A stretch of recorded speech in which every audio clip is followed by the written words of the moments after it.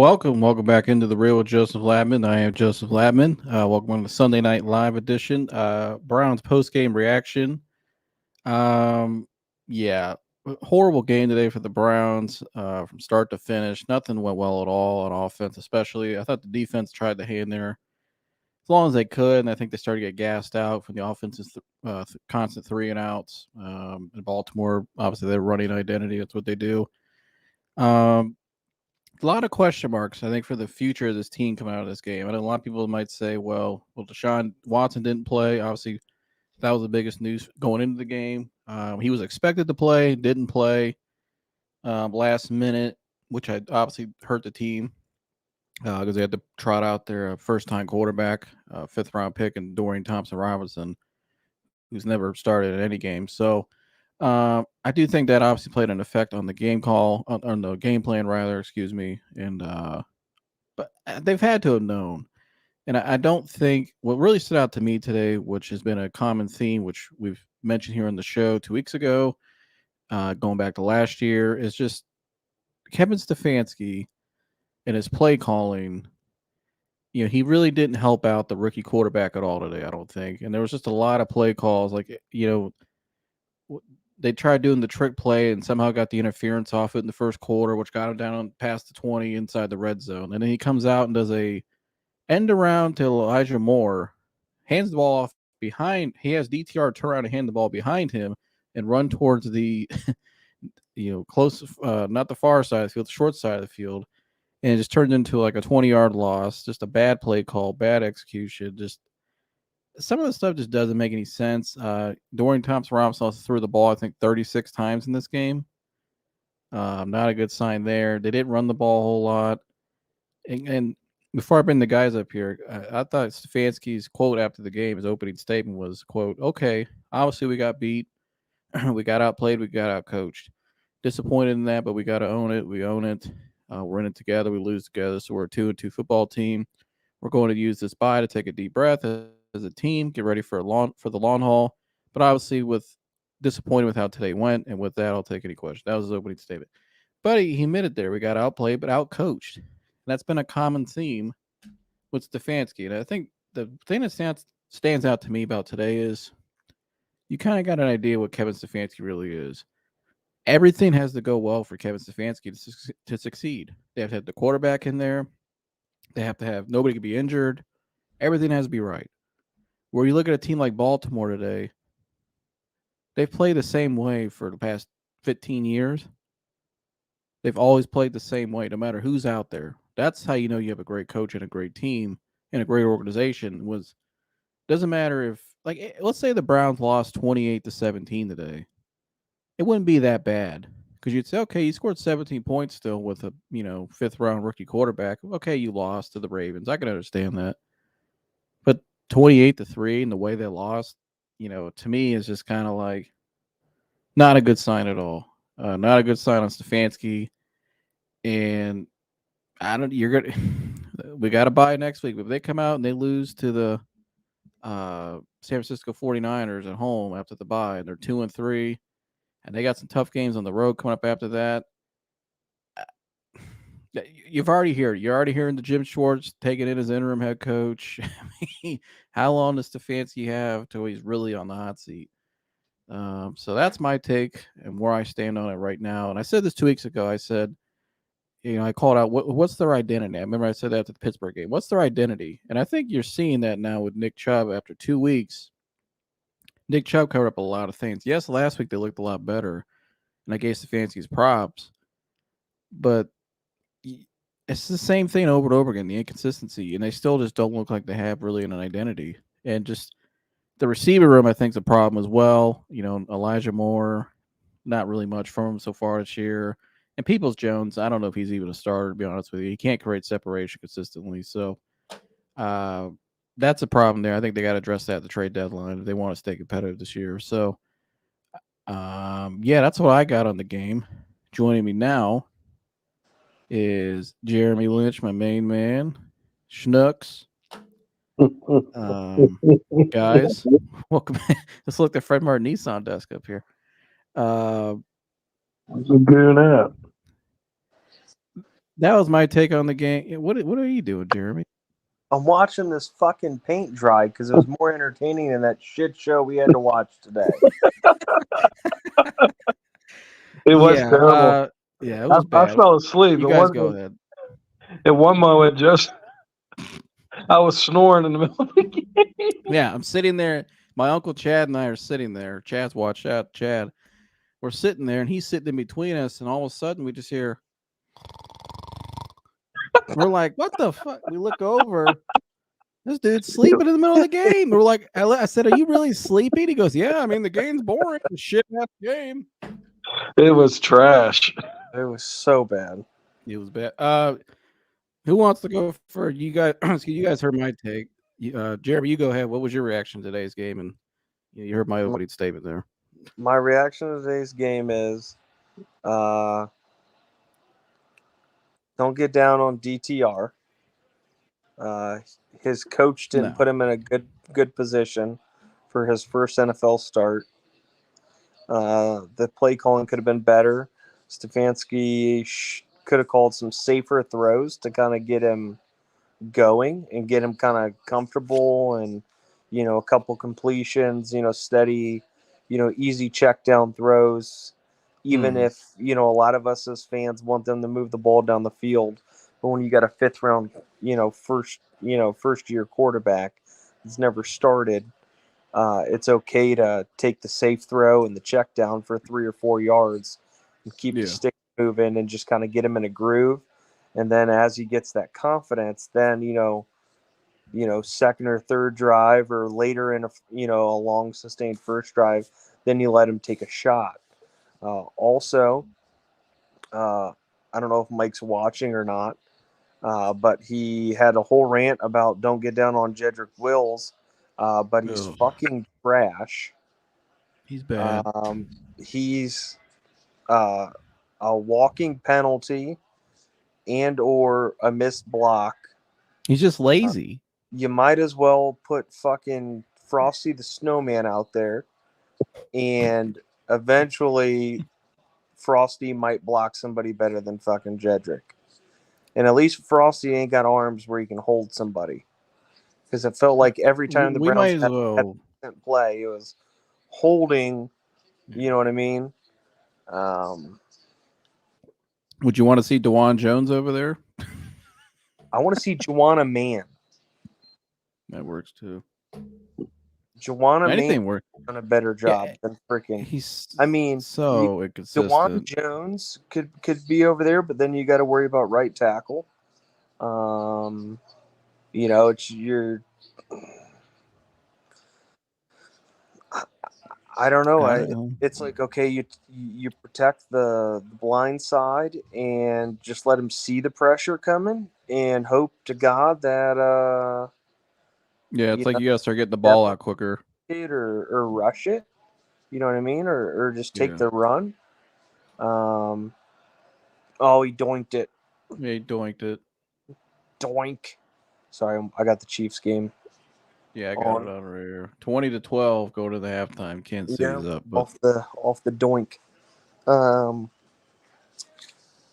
We won the time of possession, which really doesn't mean much because we just... Now when you have 3 points, it don't mean shit. It don't mean shit. So, I mean, that's the one positive you can take from it is, we won. We held the ball more than they did, but it's because they just marched it right on down the fucking field because the defense was exhausted because our offense had the ball. They had it for about 37 seconds and then punted it right back to them, let them go right down the field, and then the offense is right back out there. Punt. And, obviously the Ravens being a run team have, decently timed, sustained drives. And you got that Houdini at quarterback who can extend plays the way he does. I mean, 100%. They're never really out of it with him. Early in the game, the defense did well. Did phenomenal. They made some stands where they were getting pressure on Lamar. Obviously, I don't know what the extent of the whole thing with Myles Garrett is. That's something to worry about. And then obviously Zadarius Smith is going to be okay. But him being a little banged up, it's just a matter of, okay, you don't have Nick Chubb, you don't have Deshaun Watson. He spent the game on the massage table on the sideline. Today was about, who was going to step up and, be the guy. And nobody really did that. They looked like a bunch of JV kids trying to play varsity. Yeah, I saw too. I think there was a stat. They said by the time we got to 35 attempts throwing the ball or something like that, I can't remember what it was. It was like out of those attempts, only 5 of them didn't have pressure. Mm-hmm. Yeah, It was some crazy stat somebody said today after the game. I heard it was on Ultimate Cleveland Sports Show. McNugget said it, and I was like, "That's bad play calling." And when they're pressuring almost damn near every single drop back, there's pressure coming up through there, and they just keep doing it. They didn't run the ball at all. Lamar Jackson threw the ball 19 times today. DTR threw it 36 times. 36. Schnucks, what was your take on the game? Well, Before you fell asleep. I don't blame the players a bit. I blame the coaching. I blame Stefanski. Number one, he didn't even try to establish the run game. You didn't need a lot of offense to beat Baltimore. You didn't need a lot of offense. You just keep your offense out there, give the defense a blow. The defense would have took care of it. But they were winded the whole game. So, they'll stick that guy out, that DTR out there, his first start, and put him and that's the game plan you call for this guy. He knew this guy was playing all week because they said he was taking first team snaps all week. They knew it. It wasn't a game time decision. And this is what you did to this guy, and this is what you did to the team. They should have tried to go heavy run, at least attempted it. And then gave him, the bubble screen, shit like that. Just gave him some easy stuff to throw, but it's a shame. Mesh routes. I haven't seen one mesh route all year. That's what I'm saying. They didn't. This Elijah Moore package we heard all offseason. I haven't seen shit. All this guy does when he gets the ball in his hand is run backwards. For negative 20 yards, that's it, buddy. But that's all he does is run backwards. It's play. The play calling is just it. I mean, you got all these. I mean, you got a lot of talent out there in an offense, and none of it gets used. It's not put in the right place. It's not used properly because it's the play calling. I just think it's. I mean, it's been the same shit today. Yeah, I saw a few, but I mean, I'm just thinking, like, did he even get a touch? But go ahead. Yeah, I saw a few, but yeah, I don't blame the players. I can't believe he stood up there in that press conference and said, and mentioned the players and then mentioned coaching. It should have been. It's all coaching. I did a terrible job. I put my offense in a terrible predicament, and it's years now. You know what I mean? It's years. And it's like you said. There's no identity. You just don't know what the hell at least the defense has an identity now. You know what I mean? The offense has never had an identity. It's no different than it was his first year. It's the same old goofy shit. I mean, it's just crazy the stuff he runs. It's either really basic or really goofy. Yeah, I mean, it's just absolutely nuts. It don't even seem like an NFL offense. A lot of times when you're watching the Browns play, you don't even feel like you're watching a professional football team. It's just like bizarre what he runs. And as far as this analytics bullshit, I mean, get these guys the hell out of here. I'm so sick and tired of analytics. It doesn't work. We got the analytics dream team up in here. Yeah, analytics is a tool. That's all that is. It should be used as a tool. It should be your end-all, be-all. I've never seen – I mean, it takes football minds, people to understand the game, people that can evaluate players, people that can put players where they belong in the best position. Not how to see things before they happen on the field. Right. You know You know how to be chess players out there, puppet masters. It's not just sitting there looking at a screen, looking at data. That's what's wrong. So, shame on him, man. I really don't think he makes it the rest of the season. I told you that tonight. I don't think he makes it the rest of the season. I think they make the move, and he's been given. Yeah, I mean, there's no progression from his first year. Mm-hmm. There's no progression on offense. Yeah, here. I like the guy. He seems like maybe he should just be a coordinator. Maybe he's just I not. think he's a good football coach. I think he might just be a coordinator. Yeah, or just stop. Give up the play calling. What's that, Jeremy? I don't want him to be our coordinator. We've seen how that goes. No, we're good. But yeah, we're good on that. But you got guys now. They got a guy like Myles Garrett that's saying, "I'll leave the team if the shit doesn't change." Hell, they have got a squad that can win.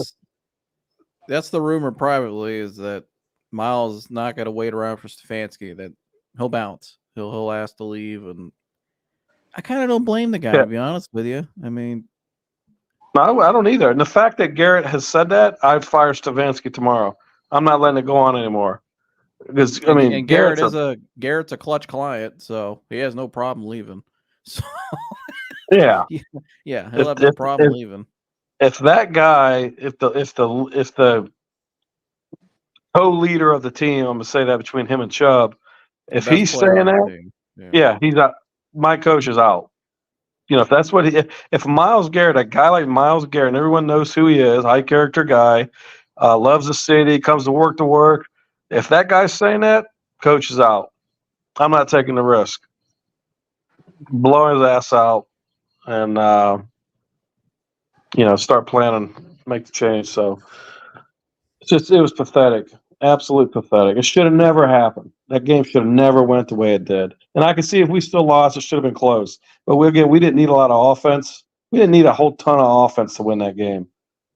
No, and yet you have 3 running backs available on the roster. Use all 3. You got to get creative with the running game. You got to go, like, you always see I've seen John Harbaugh, our opposing coach today, and Bill Bell. I mean, all these coaches, all these Mike Tomlin, even all those games where they have injuries to their quarterback, or whatever, but they use everybody available, and they just run the ball. Right. And they get creative. They protect the quarterback. They just play, short passes, get them in rhythm. And they just chip away. And eventually, a lot of times, they win the game, or they lose close. And you're at home, too. I just can't imagine. The offense that the plays that he called for that quarterback, Jeremy, that'd be like a guy that was on his second day in the car business, and we're letting him triple and quadruple Duke out there and take, you know what I mean? Mm-hmm. Just throwing him out there and here, go work 4 customers at a time. Even it's the equivalent of that. You know what I mean? It'd be terrible on our part to do that to a guy. He'd probably quit that day. He'd be so rattled he'd quit. But it's the same thing. You take this guy, and you're going against the Baltimore Ravens at home. It's his first start, and this is the lousy ass game. The game plan you call for this guy. The plays, it's a shame. If I'm Haslam up, get rid of Podesta too. Good grief, this is Podesta's guy. He watches the game he's in San Diego all week. You think he even watched the game today in San Diego? No, hell no. Absolutely not. A big piece of your franchise doesn't live in the state, let alone the city. He lives in San Diego, California. He's in a different time zone. That's just making all the hot shots, all the calls. My irritation, the source of all of irritation, is the fact that you have arguably, you can make the argument, obviously with Chubb out, it changes things a little bit, but the identity of the team was Nick Chubb rushing for 100 yards. All right. mixing in some play action with Chubb. That was the identity. The problem is, though, when you play an opponent, that stuffs the run, then it's, okay, how do you adapt? The whole halftime thing or mid-game thing, like great coaches do. Great coaches say, okay, there's stuff in this run package. Okay, Mm-hmm. playing this type of defense, this is how we exploit it. And make a game plan change to exploit whatever the defense is doing. And then it's like a chess match. If you look at a grandmaster chess player, they don't move the same piece every single time. No, they don't keep running the same stuff over and over again. It's a combination of A, switching things up, B, reacting to what their opponent does. And that is the epitome of X's and O's in the NFL. It's, okay, this isn't working. This is the defense we're seeing. This is how we can exploit it. Okay, we've got a first-time quarterback in here. Hey, slant routes are open. Or, hey, let's run a rub route with our two receivers. Whether it's a flood route, a flood package with the tight end, or a pop pass, or whatever it is, Mm-hmm. or an all sticks, whatever it is, let's exploit that and pound that combination of different ways, whether it's play action, whether it's a zone scheme, it's a man scheme. As far as the rushing game goes, hey, the man, downhill blocking isn't working. Let's the zone blocking. You know what I mean? Mm-hmm. The Ravens going into this game, I believe, were the fourth or fifth worst team as far as giving up rushing yards to a zone rushing scheme. That's how Indianapolis won the game last week. Was on a run play. Was a zone run play. Yeah, a zone blocking run play. Okay, and not only, not to cut you off, but like the Browns have been good against the run all year, but did Baltimore stop running the ball? no, No. and they chunked us, but that is because of poor offensive coaching. Mm. And the defense is gassed. If you're exhausted, look at an MMA fighter. How much easier is it to get knocked out when you're exhausted rather than when you're fresh? Right.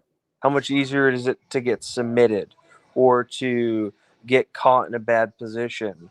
Or, you know what I mean? Right. It's a combination of Stefanski is fucking trash.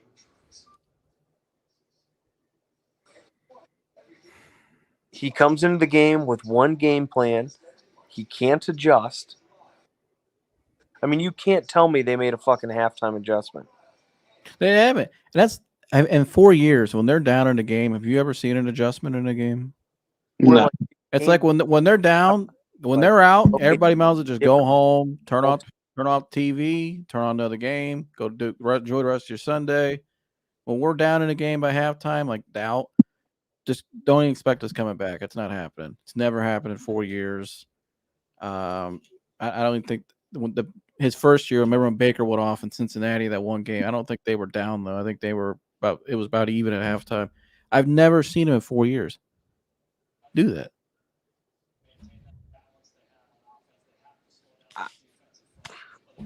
I've never seen it.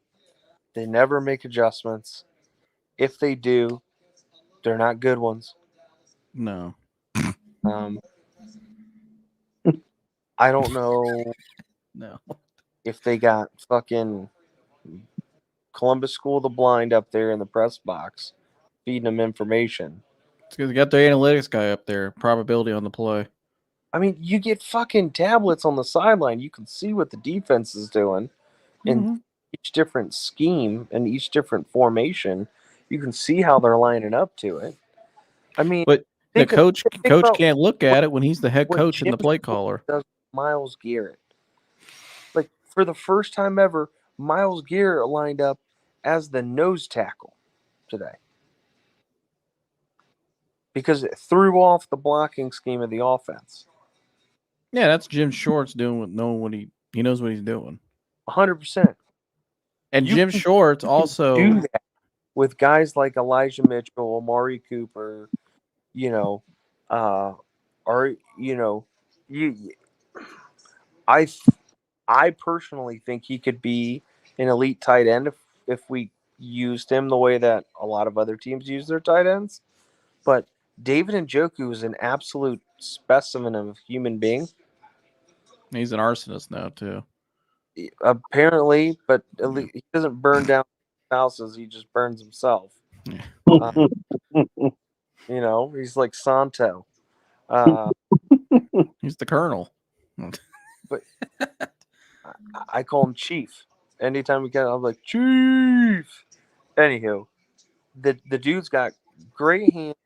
He's big. He's athletic. He can jump. I mean, get him more involved. He's a hard tackle. And I'm sorry, but if I'm a DB and I've got freaking David Njoku running downhill at me, I don't Always noticed too, want to tackle him. the games when they win, like the games when they win in control, the Njoku has a big game. He always has like 90 yards and like Niners. They always win. You don't see it all. I think for the season, if we look at the receiving, David Njoku, so far this season, right? This is going into today's game, but I don't know. Did he even catch a ball today? I don't know. So it might not even matter. Yeah, he did. He caught 2 big 3rd and long catches. So going into the game today, he had 11 targets this year and 10 receptions. So he's 10 of 11 so far this year. Going into today's game with 92 yards, averaging 9 yards at a reception. And he doesn't get the ball. But Elijah Moore is 15 of 25, 128 yards and 8.5 yards reception. This is not getting the ball. It's just, what are we doing here? I don't get it. I don't get it. No, and I don't get this. It's so unbalanced, the play calling. There's no identity. With Chubb gone now, you're seeing it, and you're going to see it go on throughout the year. There's just no identity. It's like that's why I said that after the Pittsburgh game. They have no identity now. They don't, because that was the wrong. And not only that, what do you guys like? I'll ask you. The offensive line doesn't look as good either without Chubb. They look terrible. They look awful without Chubb. Like Chubb really covered up a lot of things. Right, you did. And now you're seeing too, like that offensive line was so used to just run blocking. They're mainly for the whole game. They're just run block. Now they got to drop back a lot more during the game, and they're not used to doing that. They're not built for that. I don't think that offensive line is really built for a pass heavy system. A, no, we're not. B, Jedrick Wills is trash. He's bad. DeJuan Jones looked good. DeJuan's pretty good. He got beat a couple times, but when you throw the ball 107 times in a game, you got to expect your offensive line to lose a couple battles. Nobody's perfect, especially with a rookie quarterback. But I mean, if you just think about it, it's a popular stat that they'll show in like primetime games is like the elapsed time from snap to release. Yeah. I wonder what the average snap to release time was for DTR today. I would say probably 2.5 seconds. I'm going to say over 4 seconds. I'm saying some of those plays, they were coming right at him. Without pressure. Oh, without pressure. If you factor in the pressure plays, I'm thinking the pressure plays probably 2.5, 3 seconds. I mean, fast. I mean, they were coming in quick. Yeah, I mean that's all. That's all he had. But that was a lot of the plays. The offensive line actually blocked. Strawberry milk. Mm-hmm. And I think too. You see this with Deshaun too, and I said this too. I've said this for a long time about Stefanski. It seems like they're always calling just long developing routes, and the quarterback just standing there forever waiting for somebody to get open, and nobody gets open. And I'm just sorry. Peoples-Jones should not be starting. He cannot create separation. He's slow. He's not that good.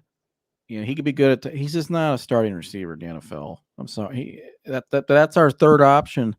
And a lot of times when the plays break down or the quarterback's standing there and he's long developing routes, that's the last person he looks at. You know who should be the fucking third option? David Njoku. Yes. You know what also we don't call that every other team in the NFL runs? Rub routes. Yeah. Diggs, Ruggs, Rubs, mesh routes. I don't see any mesh routes ever, especially when you got Elijah Moore and Marquise. Can Marquise run more than just fly routes? Harrison Bryant, and I'm not saying Harrison Bryant is any specimen of a human being or elite talent, but you're telling me that if you had both a tight end on each side and you had them both run a drag and mesh each other's routes, that not one of them would get on the outside of a linebacker and be open. Can Marquise go? I think Marquise could run more than fly routes. Can we use him for more than fly routes? Yeah.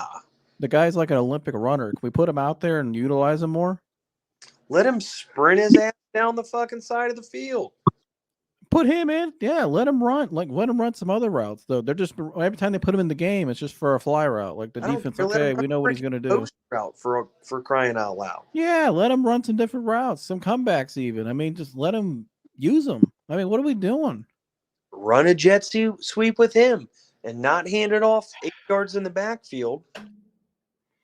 And at least Marquise Goodwin would be intelligent enough not to run 20 yards backwards trying to extend a play. It's like, if it ain't all he does is run there, backwards. Go out every of time he has the ball in his hand, he runs backwards. Live to play another down. It's like last week, Sean said in that play in that Titans game when he threw the ball backwards, he heard Elijah going, "I'm open, I'm here." And he said, so he threw it back and he looked back and he's like, "No, you're not. It was too late. That was it." So, Jeremy, you got a question. My mom says, "Hello, everyone. What about the bend and snap, Jeremy?" Hell no, my back is killing me. All right. Not tonight. But my back is absolutely killing me. I was picking Luca up, down, up, down, up, down, up, down all day today. And my lower back is killing me.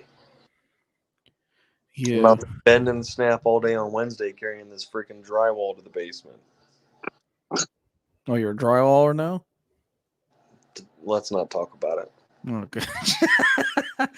Oh, boy. Well, what do you guys think happens the rest of the year if you had to make a prediction? I'll start with you, Dad. What do you honestly think is going to happen the rest of the year? I would say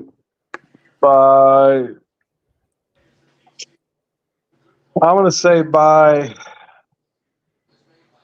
8 games in, Stefanski's gone. So you think he gets fired? Yeah, I think he gets fired. Gosh, they got to play the 49ers next. Yeah, I'll bring up the schedule. They got to play. I'll bring it up on the screen.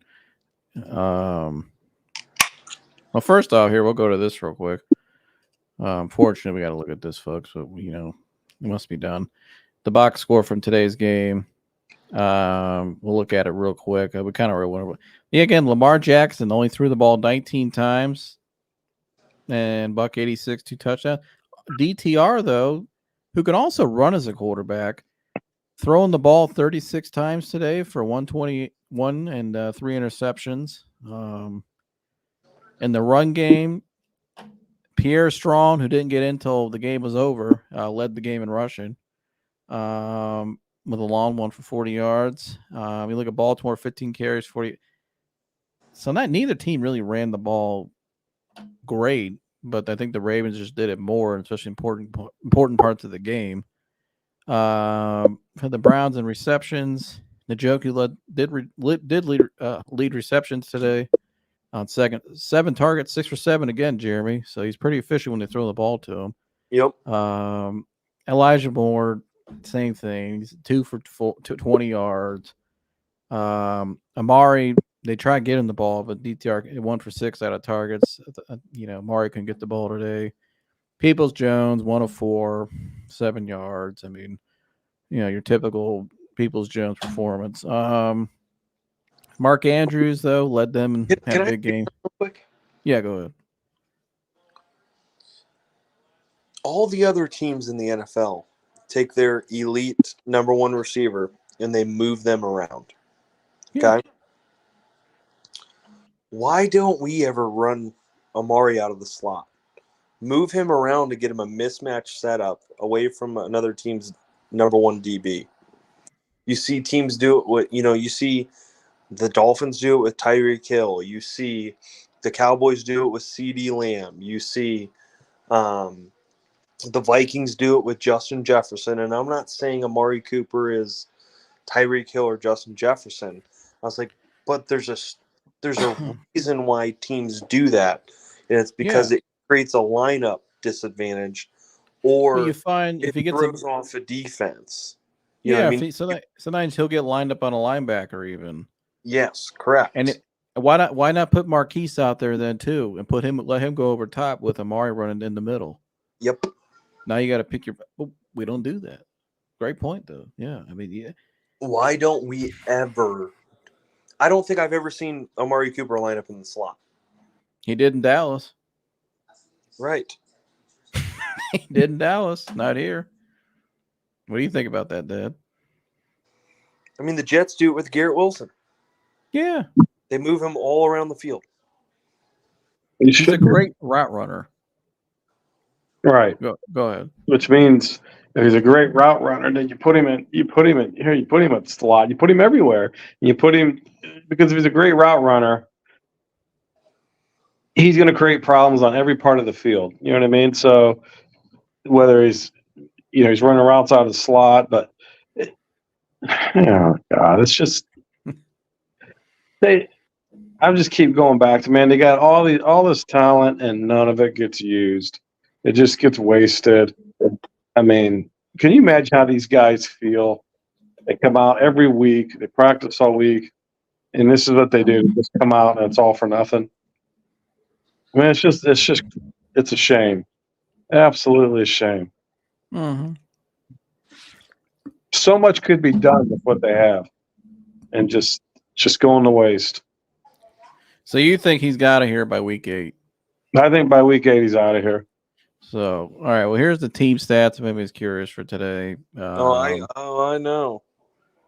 I know. 3 fucking interceptions. Yeah. We won the time of possession battle. Yay! Woohoo! By 20 seconds. Correct. 0-2 in the red zone. They were 4 for 4. They averaged 4 yards a carry. We averaged 3.7. Yeah, we lost the third down conversion. We were 4 for 16 on third down, I believe. They were 4 for 12. Look at the yards per pass. 7.5 to 1. Well, the negative 20 yards on the one kind of throws things off. Which is a horrible play call that caused that. And we had more plays than them, too. I mean, oh, yeah. We had one more drive than them. I mean, what the hell is it? It's just a shit bag of a game. If we look ahead to the schedule, though, I'll pull that up now.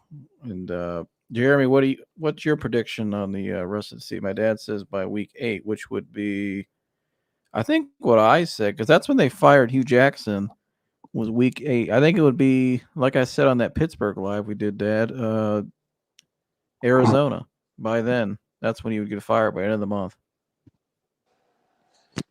Yeah, I think he's here. I mean, they got to be, the front office Haslam has got to be looking at today and saying, what in the hell? Today was one of the worst games I've ever seen by the offense. And they've had some bad ones. I mean, was horrible. And it's always against Pittsburgh and Baltimore, the teams you have to beat. If you look at Stefanski statistically versus those two teams, it's atrocious. I mean, the only coaching I've ever done is in youth football, and I'm like, damn, I work in a dealership, and I know better than this. I wouldn't even have put that together for that quarterback. I mean, it was terrible. This guy's a fucking the head coach of a professional football team. And this is what you get week in and week out. You talked about Chubb making the offensive line look better. How much better did Chubb make him look better? Oh, made everybody look better. I'm saying it's like this is what you put out there. I'm just telling. I don't know anybody that would have. I mean, your sister would have put together a different game plan, and she don't even watch football. She's 14, 15 years old. It's mind-boggling. I was watching it. And I'm like, I cannot believe this is going on. Those plays. You got a rookie quarterback out there, and this is the predicament you put him in. I mean, here's what I would do if it were me. I would say, okay, we're at a disadvantage. Okay, our number one quarterback's out. We got this rookie coming in. I'm going to put this guy in the best position possible. I'm going to make it as easy as possible. We're going to have to run the ball a lot. Let's hope that we get some yardage out. Let's hope we're productive. We're going to give him some easy passing routes. We're going to get guys open early. We're going to let him get rid of the ball quick. And if we still lose, we still lose. But And we run the ball, we run downhill, not side to side or backwards. But at least I give my guy a shot and I help him grow and I help him get better. That guy, look, I mean, the duress he was under, I mean, he was just throwing the ball, just getting rid of it. I mean, he's like, screw it. Yeah. Throw over here. I'm not taking a sack. I'll throw it through the uprights. I'm not taking a sack. You know what I mean? And I don't blame the kid. No, he's a kid. But I would have rather lost the game. But you know, it's just a shame from a guy that's a coach for a living. Jeremy, you're a coach for a living. It's just an absolute shame to see guys just, it's almost like abused. That was everybody's face watching the game today. I mean, it's just terrible. Absolutely terrible. I'd fire him today if it was me. I would have fired him at halftime. You know I would have. You would have fired him. I would have fired him on the field the first quarter. I would have walked right on the field in the middle of the game. I would have fired him in the middle of in between plays. Give me that's it. Get out. I would have, Jeremy. You know I would have. Oh yeah. Jeremy, what's your prediction? The rest? Oh, go ahead. For the rest of the season, Yeah. I don't think Stefanski makes it.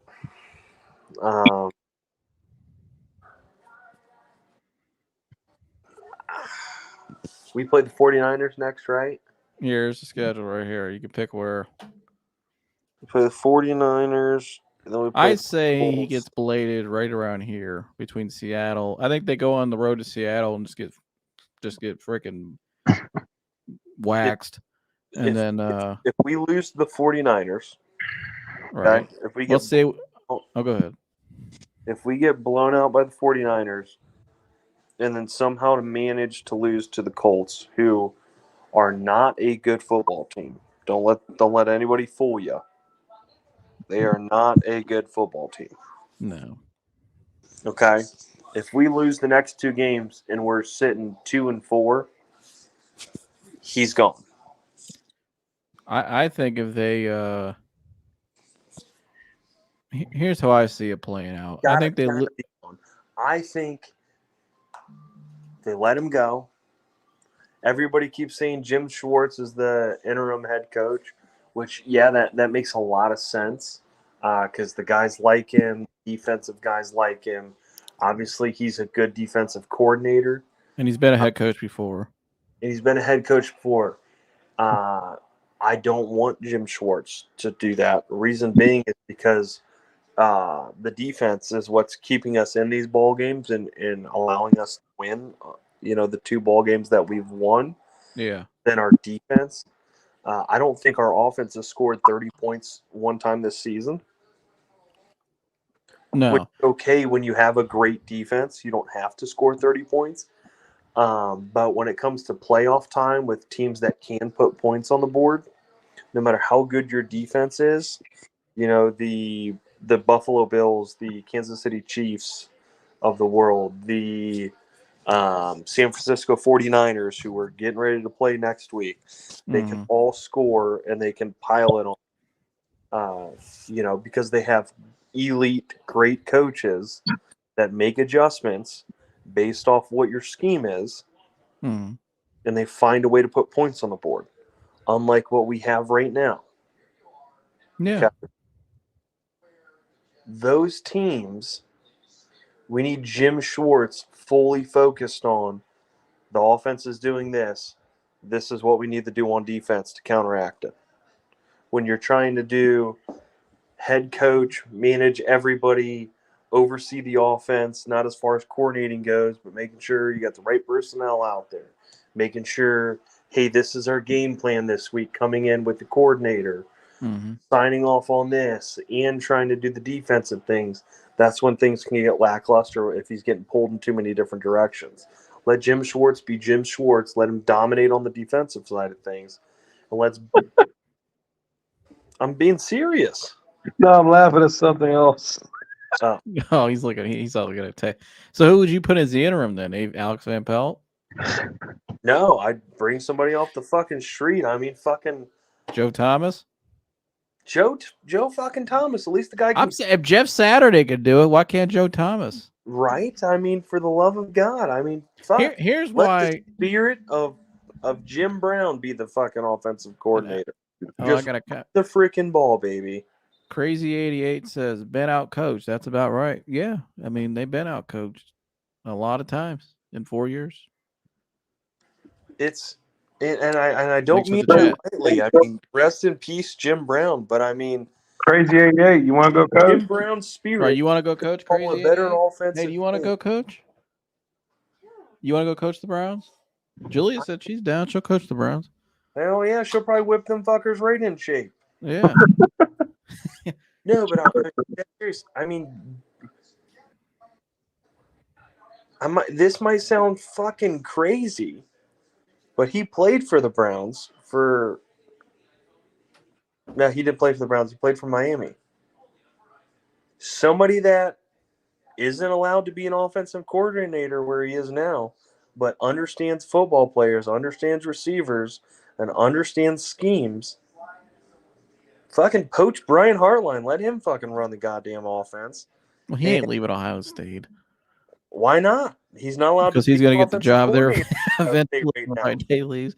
No, he ain't going. That ain't going to happen. But I think you make a great point, though, because if you make Schwartz the head coach, Schwartz may not want to be, go back down to DC again if they hire somebody else.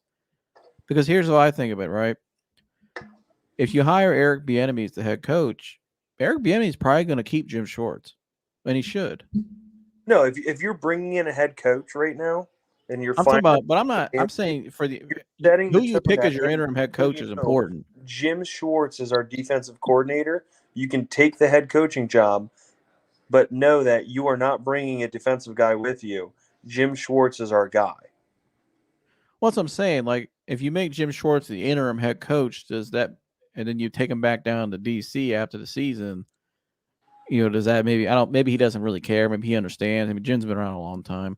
Maybe, but I think if you bring in a guy like Eric Bieniemy, who I think would be a good candidate, Bieniemy's going to be basically Andy Reid, who we learned under for all those years, here in Cleveland, which I'm cool with. Bieniemy's the head coach, but Schwartz is still the DC. So you kind of keep all your options open because really what you're looking at is who are we hiring in January. That's what you're looking at, and it's probably gonna be two names. It's gonna be Eric Bieniemy, and the name was floated out there going in before the season. I think it was out there for a reason. It's been out there for a while. Jim Harbaugh. I think that's the other name. I think it's Harbaugh or Bieniemy is probably what we're gonna be looking at if we get in this situation. I don't know. Belichick. No, he's retired. I think Belichick's retired. I mean, I would love him to come back, but I don't. Talk about a guy that knows how to get, something out of nothing. It's the biggest long shot in the world, but if I'm Jimmy Haslam, I fucking call him like, here, dude, I'll pay you $15 million a year. $15 million. You call all the shots. You know what I mean? I would. I'd at least attempt it. You talk about Belichick? Yeah, come back, cement your legacy, make your legacy even greater. Come back to where you started.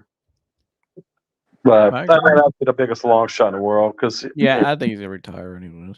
70-something years old. So, but But I think Bieniemy and Harbaugh, and Harbaugh's been rumored. A lot of people believe Harbaugh will be the head coach. It was rumored going into the season. They said it.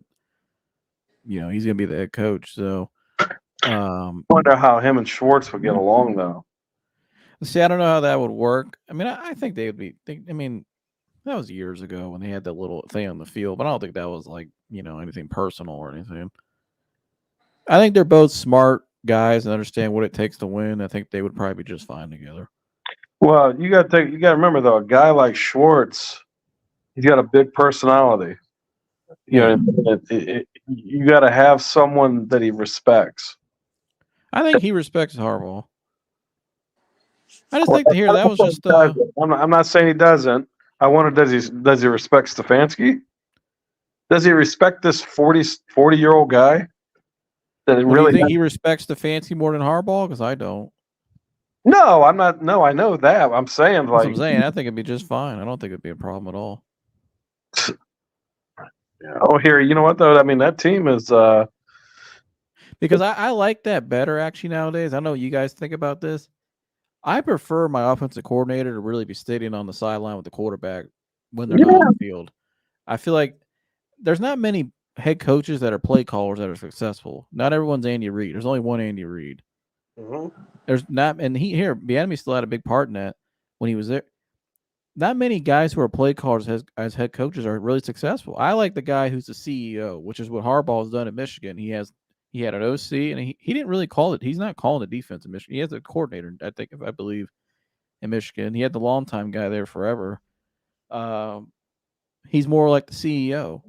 He's the head coach, which I think that's how it should be done. Personally, I think that's the best way to do it. That's exactly how it should be. I mean, the head coach coaches the assistant coaches.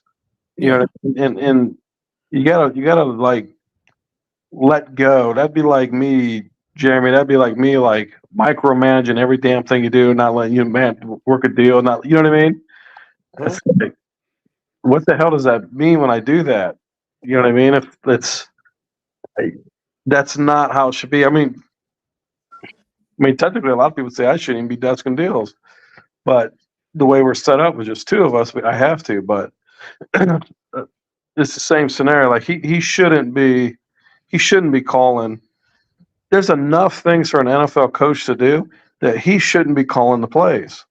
Let go of it. Why do you have a guy? Let this guy call the plays. Who also called the plays when they beat Pittsburgh 49-38. I mean, what is he just too egotistical to let go of the play calling? I mean, yeah, that's how they got the job. Look at it. I mean, is he afraid that he looks like he's no longer needed? If he lets go of it, let's just say he lets Van Pelt start calling plays, then everyone says, well, why do we even have this guy? He's not doing shit. So why not let go? I mean, how could he consciously think that he should still be calling the plays? He watches the game, the footage. So the thing that doesn't make sense though is if you let go of calling and you're winning, nobody's going to say, do we need this guy? People are going to say, okay, he swallowed his pride. He let go of the play calling for the better of the team. That's what leaders do. Mm-hmm. Yeah.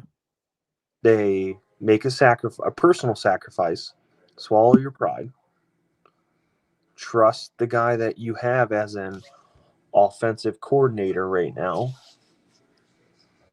let him call the plays. And if it's bad for a game or two, right, then you say, okay, we tried that. I'm taking it back now. Right? Mm-hmm. You give the guy a chance. Okay, hey, it's not working. I'm taking it back. We're going to regroup. That's not working. And then the fans can say, okay, We gave our offensive coordinator a chance. Didn't work. Stefanski needs to call the plays. Right now, Stefanski calling the plays isn't working. No. We need something. It's like when a college program or a professional team and any, not NFL and anything, things aren't going as planned. There's riffraff, whatever it may be. There's distractions, and you're always distracted. These guys are making millions and millions and millions of dollars. They got other shit in their lives as well. Mm-hmm. TV endorsements, people pulling them in every which direction. The great coaches find a way that, when it comes time to Sunday at 1:00 or whatever time, before the game, getting everybody together. All right, guys, we got 60 minutes out there. Let's put together a solid 60 minutes of football. One unit, one team, one goal. Let's go fucking smash some house and play some football. And then after the game, you go back to being, whatever. Our buddy Dan chimed in. He said, "Browns stink. Are we going to let Stefanski go be a district manager at TJ Maxx soon?" Pretty much. That's what we've been discussing, Dan. I don't know if you just tuned in. We're pretty much already looking ahead to replacements, and Dan was calling it last year. Yeah, and that's why when I did my Pittsburgh one too, 2 weeks ago, I put my clip from after that game last year versus Cincinnati. I said it last year too. I was like, "What's our identity? There's no identity for 4 years." It's exactly it. We're going on 4 years. There has to be progression. There's no progression since he started. No. And so much talent has been added. Yeah, it's not like Andrew Berry's done a bad job. I mean, anytime they needed something, he went out and got it done. Right. I don't think Andrew Berry's done a poor job at all. I think he's done a pretty good job overall. I think drafted well, but you have all these pieces, but somebody can't make these pieces work. That's the coach. Yeah. I mean, there's coaches that would die to have all of this talent. It's like everybody said last year, Owusu Koromoa, all these guys on defense were just bad. They're no good, right? The analytics say they're bad. Their PFF grade and all this shit. They get a head coach in there and knows football. How do they look now? They look pretty good again. They look all right. I mean, I know today they give up some run plays and stuff, but that's what happens when you get tired because your offense stinks. What did he say? Just joined. Rookie backup quarterback comes in, and we still don't establish the run. Exactly. Stefanski needs to throw his playbook in the Joku's fire pit. Yeah. We have an arsonist as tight end now. See the footage in the Joku before the game with the ski mask on. Oh, I'll pull it up here. Hold on 1 second. Yeah, he walked this like shit. a robber, dude. Hold on, I'll pull it up. You guys go ahead. I'll be back. I think they stopped him trying to get in the tunnel. They thought he was trying to rob the joint. I heard it just all you could see was his eyes. All you could see was his eyes and his hair. Well, he had his chest out and his hair, but that's all about you could see. I mean, oh my gosh! You could, his hair. His hair's half white, half black. No, but for real though, I mean, Stefanski needs to swallow his pride, give up the play calling. If he wants to save his job, that's the only way I can see that happening.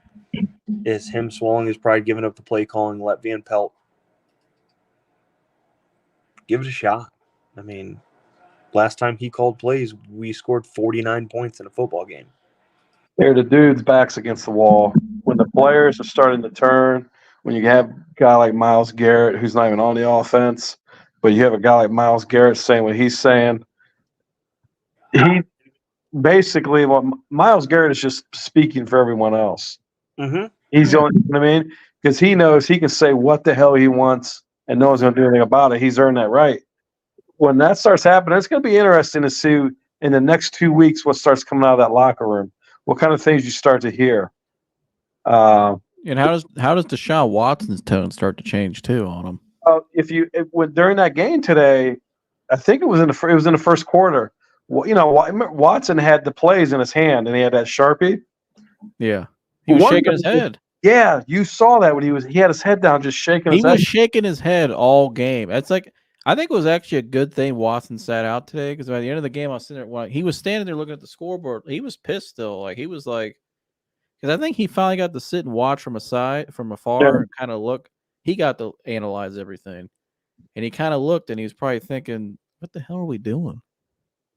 Right. This play call sucks. This play call sucks. That play's dumb." I mean, yeah, the rookie made rookie mistakes too.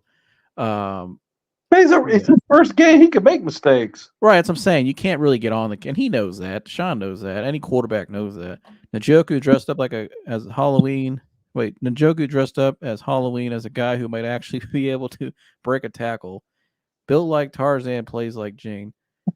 Although this year, we pointed out earlier, though, if you look at Njoku's efficiency and stats, he's pretty damn efficient. Like going into the game today, he was 10 of 11 on targets this year. They just don't get him the ball. And today he was 6 for 7 for, I think, was it 60 yards, Jeremy pulled up earlier. They just don't get him the ball. Mm-hmm. They don't use him properly. I'm not saying he's the best tight end in the world, but they should be using him a lot more than how they're using him. He should be, when they throw him the ball, he's pretty efficient. You know, I mean, he doesn't need to be a top 5 tight end. We don't need him to be that. If you establish the run game and you get those 5 and 6 yard completions to your tight end or to your slot or whatever, it puts you in third and manageable, second and short. Yeah. Out of Here's the arsonist today, walking into the game. Here, I'll put it on full screen for you guys. Oh my gosh. This is him. Oh, let's zoom in a little more. This is him, Nabin Njoku walking into the game today. So what did the dude just burn his face up? Yeah, there's the Mary Kiss video right here. Puts it all, burns to his face and hands and arms. Yeah, there he is right there walking in the security right there. Oh my gosh. Yeah, David Njoku, ladies and gentlemen, burned his face. Walking in the game today. He's got the mink on like a fucking pimp. And no shirt on underneath either. Look at that. Dude, if my fucking pecs looked like that, I wouldn't wear a shirt either. He wouldn't wear a shirt Go to regardless. the dealership ready to desk some deals. Shirt on. Yeah, you'd be up there desking deals dressed like, hey, when are you going outside the damn store with no shirt on? I thought you were doing that. I was gonna. There was a dude sitting out on the bench the other day with no shirt on, just chilling, sunbathing. I was like, Joe, I'm gonna take my shirt off and go sit next to him. At the dealership? Yeah, start a conversation. What? They're just sitting out on the bench, no shirt on, sitting out in the sun. So I told Jeremy, I said, dude, take your shirt off, just walk out there and have a conversation with the guy. And he was gonna do it, but That would have been amazing. I was gonna take. Oh, you should have let him go. Who cares at that point? Like, hey, bud, how's it going? Hey, you might have sold him a car. Jeff gets a call. Manager's outside. Yeah, Jeff, I was like, Jeff's not gonna want to answer that phone call. So the funny thing is, Jeff wouldn't be surprised though. You know what I mean? Yeah, I'd be like, your sales manager's. He'd have that smirk on his face. Yeah, like it's Like not my guy. speechless.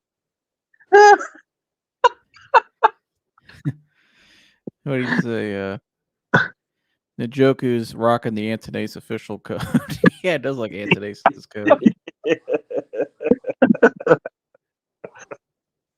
Looks just like his mink coat. But no, I agree. I think Stefanski. Go ahead. Hey Dan, by what week is Stefanski gone? I say by the 8th game of the year. So another 5 weeks, Stefanski's gone. Here, I'll pull it back up. I'll pull the schedule back up again. So you're saying by the Seattle game? Before the Baltimore game. I'm gonna say saying the Colts game. You're saying the Colts game. I think they lose to the Niners at home. I think they go on the road and win against the Colts. I think they get boat raced by the Seahawks.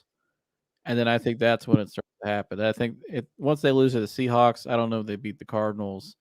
And what's bad too about that Cardinals game, you lose that Cardinals game, the guy you released, Josh Dobbs, is the starting quarterback. That's who would beat. Well, I'm with Jeremy. Well, you know what? Jeremy made a.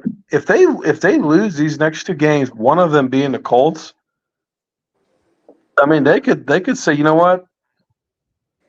You're done, dude. I think they'll fire him after Seattle, like you. I agree with you. Either Seattle or if they lose at home to the Cardinals. But I think the Seattle game, coming out of the bye and you go 1-2.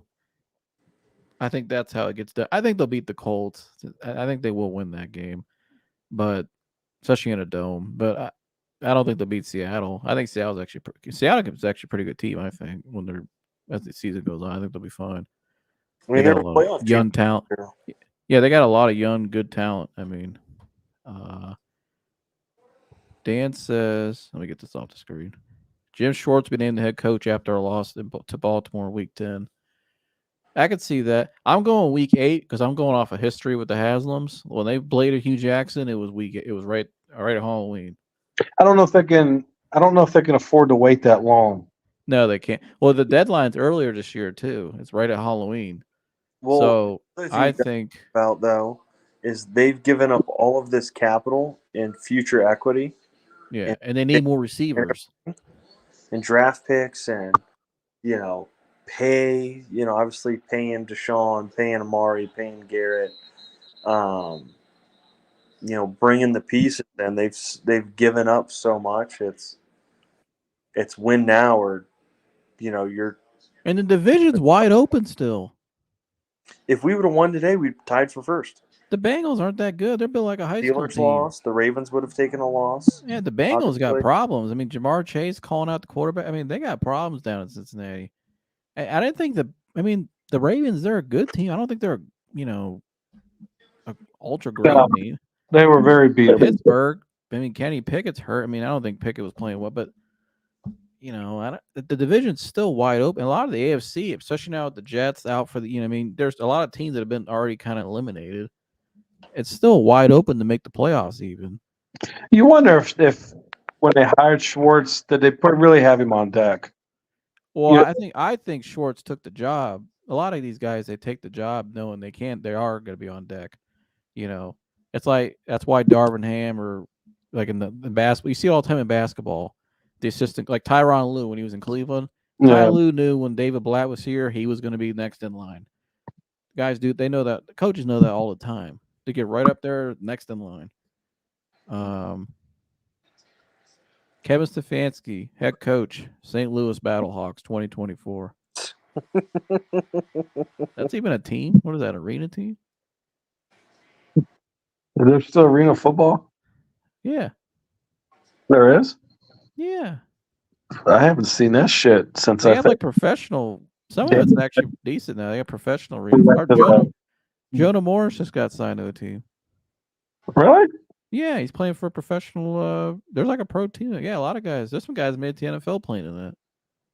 It's a good way for guys to go and get some reps, put some tape out there. Well, I just haven't seen it, so I didn't know if they still existed. Oh yeah, it's actually a little more competitive now. I've seen, but it's a fancy prime to be in an OC somewhere down the road again. I don't know if he'll get a job again, not till way down the road, but. Yeah, I agree. So we all think around Jeremy. You think by 2 weeks from now, you think he's getting bladed, or 3 weeks rather? No, yeah. I mean, obviously, if you're counting the bye week, if we lose these next two games and start 2-4, he's fucking gone. I'm saying at the Seattle game, that's when shit hits the fan. Because I think they got to get it done by then. Because then I think they are going to trade for a receiver at the deadline. They need another receiver badly, a starting receiver rather. Peoples-Jones can't be out there anymore. And they'll probably end up trading Peoples-Jones too in that deal. He's probably out of here because he's on a 5th-year option anyways, I think, or they have the choice to sign him or not. I'm not signing him. He's gone. See you later. Yeah, they got to get that done. The other question I have is where the fuck was Kareem Hunt today? They didn't use him. They didn't use anybody. And anytime they ran the ball, it was a side-to-side bullshit. It was never like just downhill. Like you said, the zone running. We never see zone scheme running. It's always this like weird looking play. Let's just run to. It's like the guy's running the ball to the sideline every time. It's just never. It's the same play call over. Show that wall again, Jeremy. What's it like when you start out the podcast with? It's like what? Watching this fucking paint dry. Exactly. I've had enough of it. I mean, what is wrong with using the? You got Jerome Ford and Kareem Hunt, two backs that excel in the passing game as well. How do you not run play action? Which also play action takes stress off the offensive line. Mm-hmm. It takes stress off your quarterback. You roll him out. Let him hit those 5 to 6 yard easy throws with the tight ends, with the running backs out of the backfield. You get him established, get him comfortable, give him some confidence. So when it comes time on a 3rd and 9 or 3rd and 11, when you're behind the chains, you give him some confidence to step into one and make a throw. Well, you got to establish the run first. I mean, like I like the point you made earlier. Put Amari in the slot more. Put Amari in the slot. Move him around the field. All we do is line him up outside and do. Put Amari in the slot and if you want to use Marquise for fly, put Marquise on the X and put Amari in the slot. Be a little more creative. Like scheme up some things and make the defense think. I seriously think they only run 3 routes with Amari. They run digs, 10-yard digs. They run post. You could have Terry Francona take his scooter over a couple blocks, grab a headset, and he can call better offense. DTR was fighting for his life like our supplementary draft Browns. Yeah. Maybe Tito can go over there and maybe dial some stuff up, you know.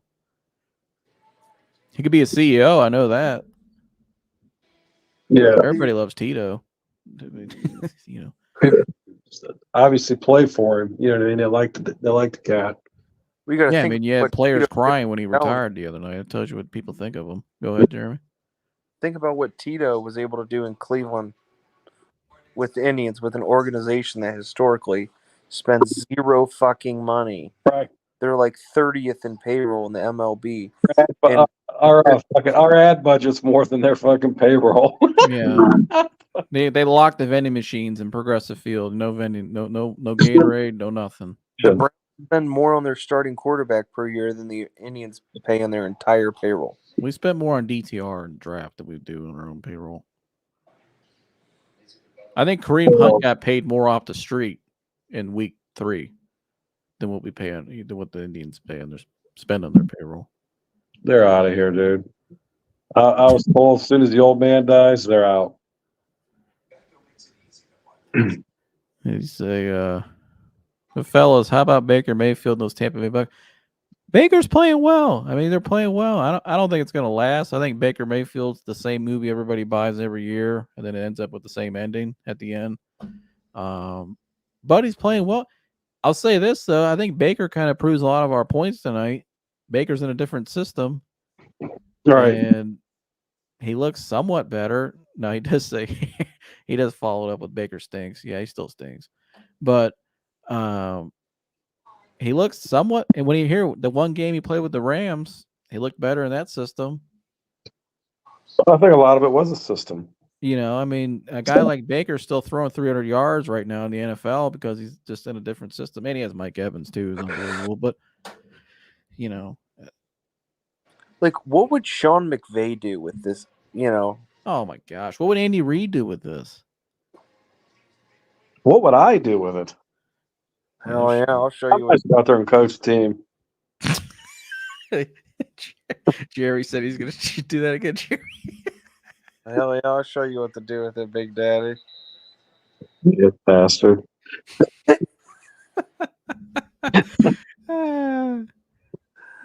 I mean, Sean McVay might want out of the Rams after this year. You got an old. I heard he does, but I heard he's just switching locker rooms. They said he might just go to the Chargers. That dude's staying on the West Coast. He's all about Yeah, that. he's LA. I mean, through and through. He ain't coming to Cleveland. Just You know. saying, it's worth. You'd phone have to call. throw a shitload of money at him. But I think he's going to the Chargers if he does leave. He might not leave, though. They're not, I don't know. I mean, I do think, though, that Lincoln Riley's going to the Raiders, and they're going to tank for Caleb Williams. Grief. That's the rumor. who the fuck's Cam Williams?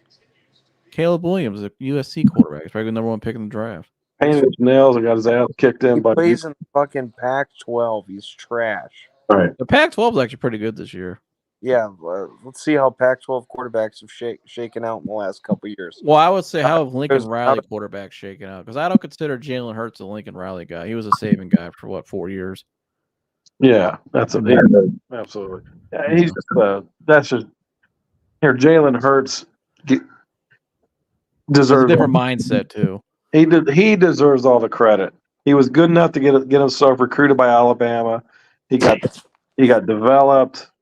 You know what I mean? I give him all the credit. You know what I mean? He got benched in the playoffs. Yeah, didn't give up. Was a good teammate still. But he got better when he got in the league too. The guy worked his ass off. Well, yeah, it speaks. I mean, you talk about fucking leadership, dude. You're the starting quarterback at the number one. Okay, maybe at that time number one team. And they won that championship. I think in 15 was he the starting quarterback of 15 when they won? Or not 15? Yeah, the year after we won. Remember Deshaun Watson had a hell of a game. Mm-hmm. But Alabama won on that special teams play that first year around. I think he was the starting quarterback that game. It was him. That's when he got benched and they win. Yeah, that was the year. Second 2 years after. But he won a national championship in Alabama. He was the starting quarterback on that team when they won. He actually scored that game. He took one like 70 yards that game, I remember. But I forget what year it was. He got benched at halftime in the college football playoffs. It was or in the it was 20. It was 17. It was when they played Georgia. I think it was. But it just speaks dividends to the character and the person that he is. Yeah. And the leader that he is. To the fact he didn't mope on the sideline. You just got benched after you've been the 3-year starter at a dominant football school. You have a bad couple games. You get benched for the sophomore or the freshman quarterback, Tua. He goes over to the sideline, puts the headset on. Tua comes over to the sideline after a drive that I believe they scored a touchdown on, and he's the first one to come up to Tua. It was the game-winning touchdown, yeah. He was the first guy out there. First guy out there congratulating, with the guys. And he's pretty damn smart, too. Because he was actually smart going to Oklahoma. He goes, I'm going to go to this air raid offense. I could throw a little more, get my draft stock up a little bit. That's what he did. I think he won the Heisman, too, that year. And now look at him. But when he got in the league, though, he got better. He's an exception. But if you look at a lot of the other Lincoln Riley guys, Kyler Murray, Baker Mayfield, they're all undersized. They don't get better in the league. They're just more. They put up great numbers in college, but I don't know. I think Caleb Williams, though, Caleb Williams is the most talented out of all of them. Like Caleb Williams has a damn good arm. He can play. But it's just the other stuff you're kind of like, do I want to give this guy a key to my franchise after he painted his fingernails? And, now his dad's in the media saying, well, if we don't like the team that's available at the top, we're not going to come out. Like, that's a problem. Like, you should be great. Anybody would be grateful to just get drafted. Jalen Hurts would have been grateful just to go number one overall. He didn't care if he was going to the Browns when we were shitty or Detroit or Siberia. Right.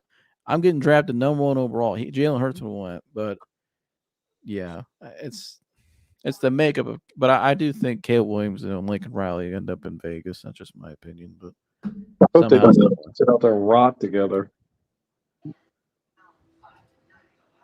Together. Bo Jackson did that to the Tampa Bay Bucks. LOL. Yeah, I'm never a fan of that shit. You know what I mean? No, I think you should get drafted to. Just be grateful. I don't know if those guys were Bo Jackson though. But Tampa. You guys don't remember this, but Tampa back then was they were 10 times worse than the Browns ever were. I mean, Tampa was Yeah, he's Eli. I remember that Eli to the Chargers too. Yeah, horrible. I remember Eli. I remember watching that yeah, the Phillip Rivers thing, but yeah, Tampa was very, very bad. It was almost like a bloopers.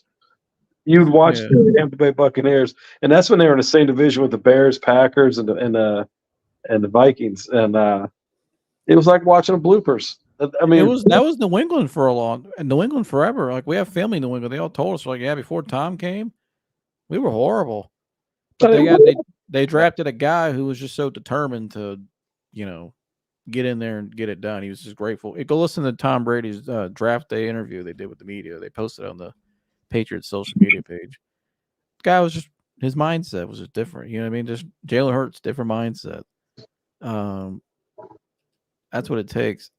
Dan put up a good question here. What's Brown's final record guesstimate? He said 8-9, 9-8. What do you guys think? Final record for the Browns? I need to see that schedule again. I'm going to bet this on Stefanski being gone when I said he'd be gone. Right. So, let's see. So you think the Cardinals will be the first game without Stefanski at home? Which is the Cardinals are really a bad team. That's a good question here. Let me get my pen out. So I'm going to say loss.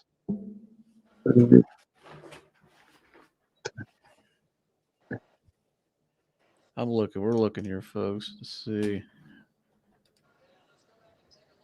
While you're looking, I'll put this comment up. He said when Tampa coach John McKay was asked, how do you feel about your team's execution today? He answered, I'm in favor of it. Yeah, I'm in favor of it. They were bad. It was like Chad when he told us today, that old longtime announcer in Denver. He was a Denver Broncos announcer. He entered the game. He was so old. He's like, and the Denver Nuggets coming out today of the tunnel. That's what it's like. My guesstimate, looking at the schedule right now,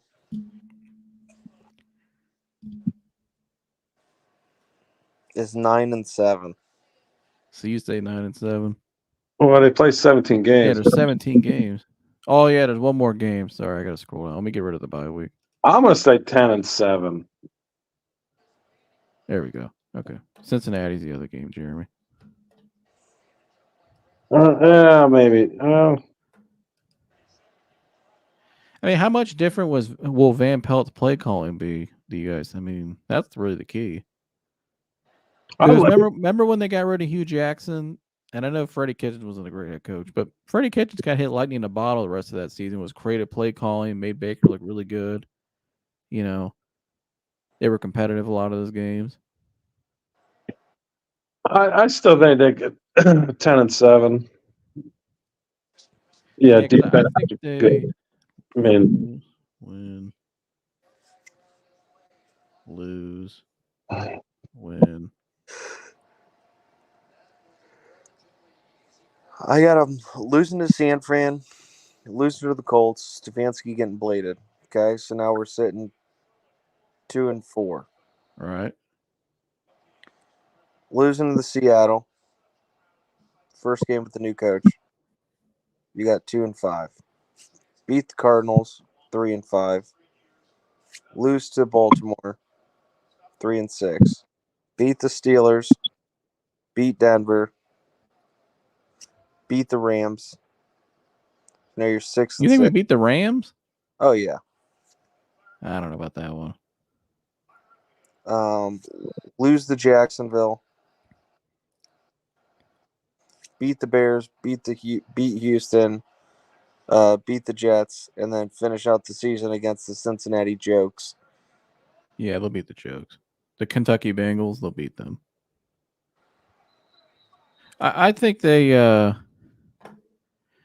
lose to San Fran. I think they beat the Colts. I think they lose to Seattle. I think they beat the Cardinals. I think they lose to Baltimore. I think they always beat Pittsburgh at home, so I'll take them over. And I don't think Pittsburgh's gonna be that good by then. I think they beat the Denver Broncos and Russell Weirdo. Denver's gonna be a different team by them anyways. They'll be unloading the whole place. I think they lose to the Rams. I think they lose to Jacksonville. There's always one doozy they lose. Maybe but see, I think their last 4 games are easy. Because the last 4 games, all those teams suck. Their schedule is actually so much in their favor. Although I'll say the Jets can be competitive because the Jets have Jets have dudes. They got a lot of dudes everywhere. Just their quarterback sucks, the Manhattan MILF Hunter. But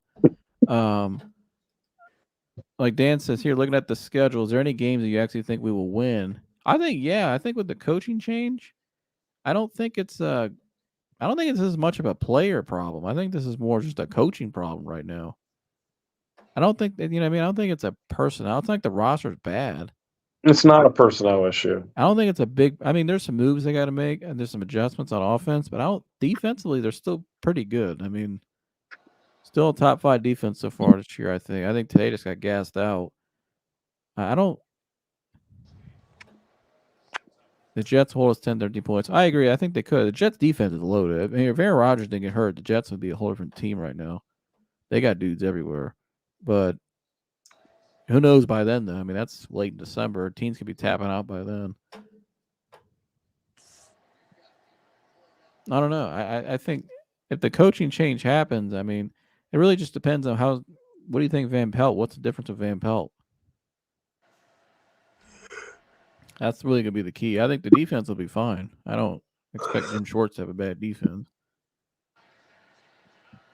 No, I think it'll be good. I like what he did in Green Bay. The one game they scored 49 points, he was the offensive play caller, and it was pretty good, too.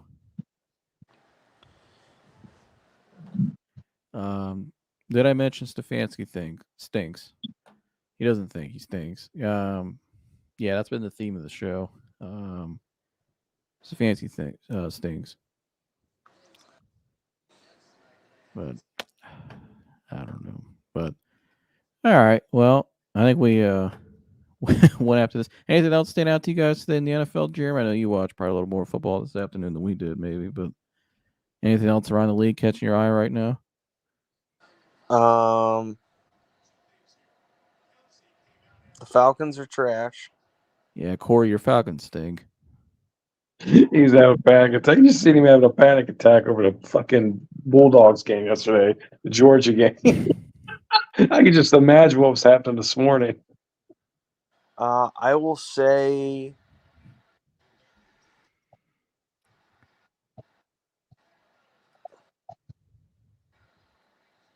that Kansas City isn't as good as people think they are.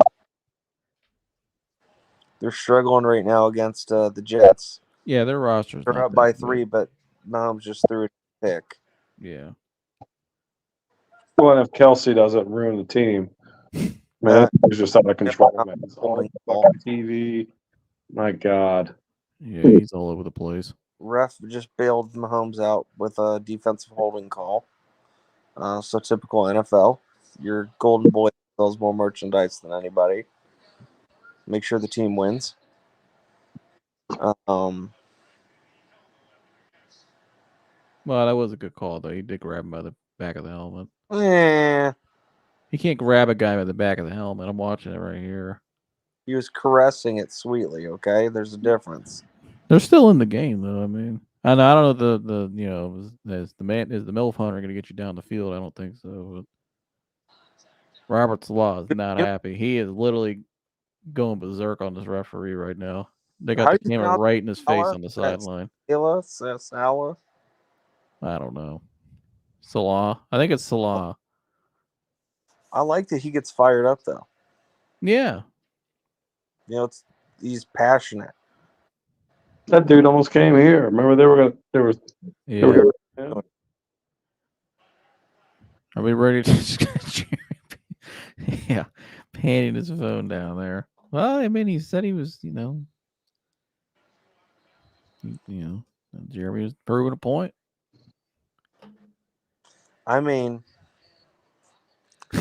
Kevin Stefanski could probably do a better job working a corner than he can fucking calling an offensive scheme. Yeah, he's terrible. Yeah. Now, but my big takeaway from this week in the NFL is Stefanski's got to go. Obviously, it's just more abundantly clear by the lack of game plan today, knowing that you had a first-time quarterback in. I want to touch even if Deshaun Watson played today. Like I heard people say, like Mike called me earlier. He said, "I think if Deshaun plays today, we win." I don't know about that. I don't think you could say you can. Do you have that much faith in that? In Stefanski? I mean, obviously, it makes a little bit of a difference. I mean, there was some. I mean, DTR threw 3 interceptions, and he really should have probably thrown 5. Yeah. He said, "When is the last week the Browns, Steelers, and Bengals did not score a touchdown? That's insane." And the Bengals too. That's a big disappointment going on down there. I mean, Joe Burrow was not right going into the season. Non-contact injury. Probably shouldn't have played the first 2 weeks. Now their whole season's kind of just getting shot down the tubes. I mean, now Jamar Chase says after the game, he said, "I'm always effing open. I just don't get the ball." Like that's not a good sign there. The Steelers are the Steelers. I don't, great defense, but Kenny Pickett, I don't. Matt Canada's play calling. I'm not really worried about that. The Browns, though, they're just, it's the same old stuff with the Browns. I'll give you my takeaway. All the criticism, and I was thinking about this during the game, and I love Lamar Jackson as a football player, but I've criticized him for his inability to throw the football, and the dude has improved a shitload. I mean, he was making throws today that he couldn't make 2 years ago, 3 years ago, and so I stand corrected. I mean, the dude's actually, I love watching him play. I love the dude. Yeah. But, I mean, that's just crazy how if that dude keeps getting better and better at throwing the ball, good grief. I mean, yeah, I think he's gotten better. He just can't. There's just he can't make every throw in every window you need him to make. Or he doesn't make there's like some times where you kind of like he's not the great quarterback play you want to see. yeah. But he's gotten better. I think Todd Monken. We'll see how the air raid kind of system goes the rest of the year. I think it's kind of. I'm be honest. I think it's helped with just having a rookie receiver like Zay Flowers, who's really good. Guy just wants the ball, go out there, he's getting open.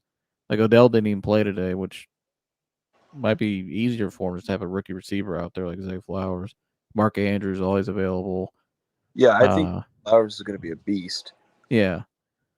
So, but again, Baltimore though they put their players in. They always put their players in position to win. Even when they had Tyler Huntley back there, they were competitive.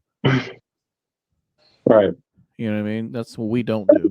Good coaching. Yeah. The Ravens have played the same way for 20 years. Yeah, I saw this. But Roquan Smith said, "We're going to Cleveland to beat them in front of their wives and Kia." 11 didn't think we were actually going to. Oh, I think wives and kids. I didn't think we were actually going to. What did he say? Actually, Yeah. That was good grief. They got me into that game. Could you imagine paying tickets for that game and you're on your way up there and they say he's not playing? And they've known the whole week. He said I'm going to actually let him. Oh, yeah. Yeah, imagine getting up there and paying all that money, parking, and they say the Sean's not playing, and that's the performance you get today. They would have to restrain me. Demanding a refund. What's causing all this? All right, this is not saving. Right. I want to storm the field. Yeah, yeah. You've been on the news tonight for running the field. You'd have seen my fat ass streaking down the middle of the field. It'd have been more entertaining than what happened on it. You'd had your shirt off then for sure. Hell yeah, that Yeah. just dangling. Yeah, just slide head first right in the fucking end zone. Put the massage table on my back, go running over to the sidelines, prop that bitch up, lay on it. Gosh. Oh man. But more exciting than the game, I can tell you that. Gosh. Yeah. I don't know. You know what stood out to me across the NFL this year? Is just how shitty the play has been. Yeah, that's been trash. Like the games today were horrible. And they're horrible every week. Yeah. The coaching's bad. That's a big part of this. The NFL coaching nowadays is horrible. They're hired all these gadget guys. You know, if you breathe the same air as Andy Reid, you're getting a job. If you parked Andy Reid's car, you're getting a job. You know, if you helped out Sean McVay, you get a job. Like Zach Taylor, you see that guy now. Look at how that team's playing. You know, Brandon Staley still has a job. I know they won today, but I mean, just like it's just bad football all across the league now. It's just not good football in the NFL anymore. A lot of it, it's just bad play. So many penalty calls but just a lot of penalties that don't get called, and the ones that do get called are like ticky tack a lot of times. It's just bad play, bad quarterback play too. I think quarterback play is at an all-time low right now in the NFL history. It's that bad. I agree with you. I think that I think it's driven by fantasy. It's driven by gambling. Yeah, that's what I'm saying. But how many people watch the NFL because of their fantasy? Well, yeah, I mean, there's It's driven by that now. But they're not just targeting like all of us played. Dan played football. We know football. They're targeting the guys that didn't play any sports growing up, don't know shit about football. Right. But they all of a sudden now you got PFF grades and you got, all these little gimmicks online and you got all these Swifties watching football now. Yeah, you got all these people like guys that trying to be trying to fit into the football our lane, the football lingo and everything. They don't know anything about football. It gives them that's who they're appeasing to now. They're appeasing to the non-football fans, trying to get them involved in the game, but it's ruining the game. Well, it is ruining the game, but it also gets them all these same dudes are playing. I'm not badgering anybody plays fantasy. We play fantasy. We all play fantasy. But all these cats play fantasy. It's luck. And that's how they live their football life. Is all I looked at some data, I looked at some box scores. I watched some video, all of a sudden I'm a fucking football guy and I'm gonna play fantasy. That's what drives this shit now. It's I mean, it's always about money. Right. Even the players are just completely driven by money. I mean, I had no problem. Like McChesney said, remember like what Matt McChesney said, who played in the league for 6 years? Yeah. Recently on JB's show, shout out to Coach JB. He's like, I understand you got to get money, making money. I get that, but the respect of the game is like gone. Right. The respect of the game's gone. It's just the play is just bad. Like I'll watch the Browns because they're my favorite team. I don't mind watching night games because it's something to watch at night. But even a lot of the night games, I'm not tuning in to watch. I'm just not. I don't want to watch. I'm not going to waste 3 hours of my time to watch shit football anymore. I'm not doing it. Yeah, it's like watching. This is bad football. But I think, like I said, I think it caters. There's so much money in fantasy, and they're sponsoring now. Everything they do caters to it. You have more high-scoring games. The game is built around the offenses now. Why? So they can score more points. Everything caters to that. I mean, that's why it's so shitty. Yeah, it's just, and quarterback play is just at an all-time low. It's just bad. I mean, we've talked about it. Just so many guys in the college, they're reading off signs from the sideline. And they don't know how to process when they get in the NFL. They don't know how to process the NFL game. It's just the quarterback play is going down. Now, the only guy that's actually playing well right now and is defining all that is C.J. Stroud. Probably because Ryan Day implements a lot of NFL schemes in that offense. So, well, he was also made to stay in the pocket and throw the ball. Yeah, he has a natural pro game. But a lot of these college, you see in college all the time, just read option shit, quarterbacks running the football. We're used to, especially me, seeing guys in the NFL that stood in the pocket, threw the football, and threw it down the field. You always hear me bitching that nobody throws it down the field anymore. That's just not the players that are coming up anymore. The type of offenses that are ran now, these guys that are playing quarterback, they could have never played quarterback back then. Guys used to throw for 300-400 yards easy back then. Every game. Fucking Bernie Kosar, 400+ yards a game. It was all the time. Marino. It was all the time. You'd watch Chris Berman every night, and you see the scores, and you see the box scores. Every starting quarterback back then was throwing for 300+ yards a game. And it was common to see 490, 450, 460, 4 touchdowns, 5 touchdowns. It was common to see that. And they just stood in the pocket and threw the ball. You know what I mean? And dissected defenses. And you just don't see that now. And it's trash. Because these guys really aren't quarterbacks. No, they're great arm talents, and they work out with their little Instagram coaches online, their little Instagram quarterback coaches, and they go throw the ball around. But they can't. They're athletes. Yeah, they're a lot of them can't read coverage properly. They're just not good quarterback play. They're quarterback now, but we got a final here too. The Chiefs hang on to win 23-20 over the Jets. Good grief! The Jets scored 20. Chiefs aren't as good as everybody thought. The Jets should have scored more than 20. Yeah, they needed a wide open guy, 2 wide open guys in the end zone, and Zach Wilson threw a bad pass where he couldn't catch it. How come the Jets don't go out and get another quarterback? And he had Garrett Wilson down the sideline wide open and overthrew him. It was like JB was saying all week, go get Kirk Cousins, go get somebody, go get Trevor Siemian, or the dude on the bench in Washington that was playing well last year. Somebody's better than this guy. Yeah, he's garbage. He's horrible. That was the Browns move. They're trying to trade, hoping DTR to have like a quality game. Trading. Yeah, that's what I was hoping. I was actually kind of hoping that going in. I'm like, hopefully he plays well. We could trade him maybe to the Jets. I don't know. Get some assets, but I don't know. But I don't even know if that guy should be. It's not his fault, but I don't even know if he's ready. He's not ready. I don't even know if he's ready to be a backup in the NFL. No, he needs a long time to develop. It's not his fault, but no, he's got a lot of upside with the talent. But I mean, I don't know. He's not really he's a 5th round pick. I mean, I don't think he's Tom Brady in the mist, but. Well, he just needs time because he can throw the ball, he can run the ball. I mean,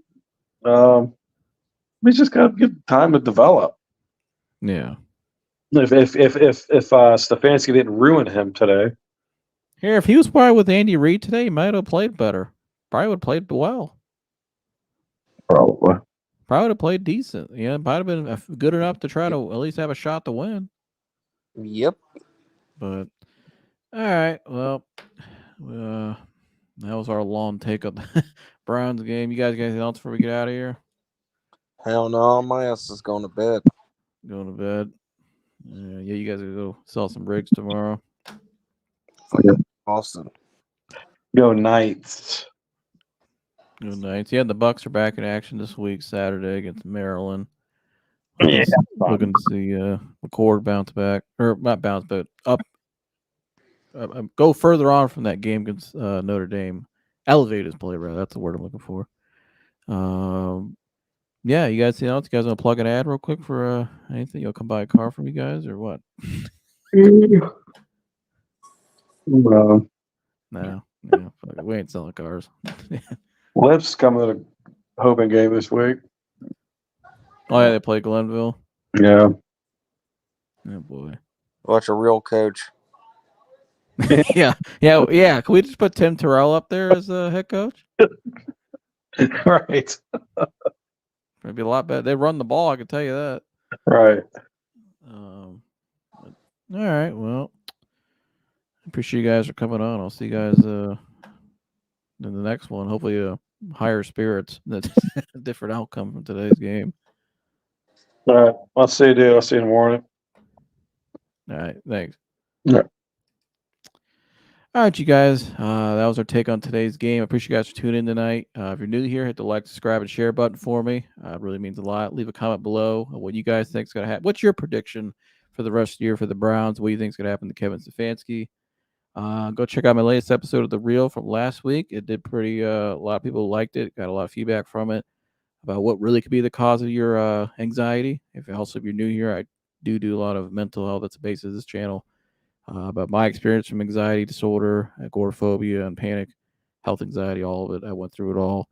I share my journey on here, all the knowledge I've learned over the years and what helped me and to help other people. Also my spiritual background as well, my relationship with Christ. I share that on here as well. And we also talk sports and a lot of other things. So, yeah, leave your comment below. Subscribe, hit the like button for me. It helps me fight the algorithms. And that's all I got for you guys. I'll see you guys next one. I'm out of here. Go.